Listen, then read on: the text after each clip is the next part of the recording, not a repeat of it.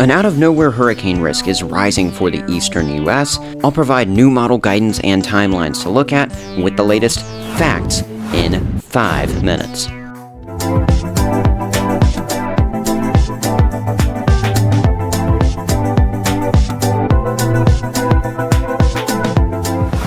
On your screen now is the latest tropical outlook from the late afternoon time frame of our Thursday. There are 2 areas that the National Hurricane Center is tracking in the western Atlantic. One storm is Humberto, an already named tropical storm. It is expected to gain hurricane status and then begin to curve north between the U.S. and Bermuda. That's going to be sometime out of this weekend into next week. West of it, though, and actually of more concern to the United States coast, that is Invest 94L. The red zone on screen is where 94L is expected to become a tropical storm Imelda at some point out of this weekend into next week. It is likely going to get closer towards some part of the U.S. coast by Monday, Tuesday, or Wednesday. With those overviews in mind, let's take a look at the latest tropical tracking with the GFS model to see how these storms are now anticipated to evolve through the next several days. This is just for overview and talking points. What you can see on this guidance is that as we go into the weekend, by Saturday at 5 p.m., for example, these systems will have moved some to the north and west. They're basically going to be curving at about the same time, as environmental factors will allow them to both turn northwest while paralleling each other. We should have Humberto being a hurricane about 500, 600, 700 miles east of likely tropical storm Imelda by this point on Saturday afternoon or evening. The continued evolution of these storms would bring them in parallel fashion towards the north and west. By the time we get to the end of Sunday and towards Monday, that's when I'd be getting concerned already about Imelda and its approach to the USA. The reason that this has become a sudden concern for the East Coast is because the storm is no longer expected to be sucked in by Hurricane Humberto. What do I mean by that? I mean that when you have a strong low-pressure system close enough to a weaker one, like Humberto to Imelda, it can actually pull in that weaker entity. That is called the Fujiwara effect, but unfortunately it is now not expected with the interaction between these two systems. You can see why they're not expected to end up interconnecting. If we look at the mid-level pattern of high and low pressures into the atmosphere into this weekend, you can see our two systems and their relation to this high pressure area that's going to be around Bermuda. Humberto is going to be small, and it's going to be fighting to move northwest up against that high pressure system. Here's Imelda. It's pretty much going to have an open window to move north and west towards the coast before Humberto can catch it and pull it in.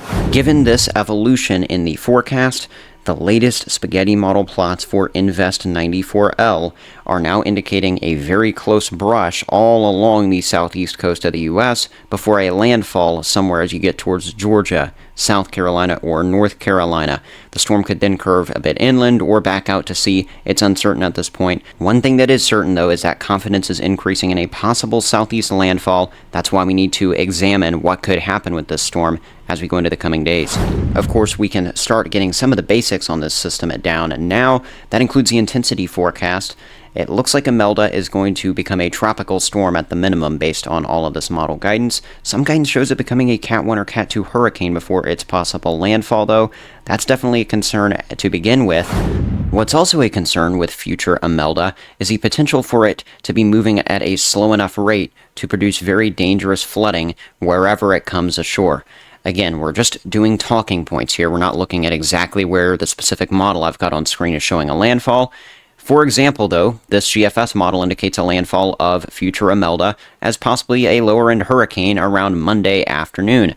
With this type of setup, we would have a very, very heavy rainfall pushing on shore in parts of Georgia, in a lot of South Carolina, and a lot of North Carolina. At least 2 or 3 state coastlines could be affected in their entirety out of the storm, depending on its width. That would be a lot of rainfall falling over many zones. We'd see storm surge coming in. That's your saltwater inundation. And look at this, even inland, there could be heavy rainfall wherever this thing decides to swirl and go.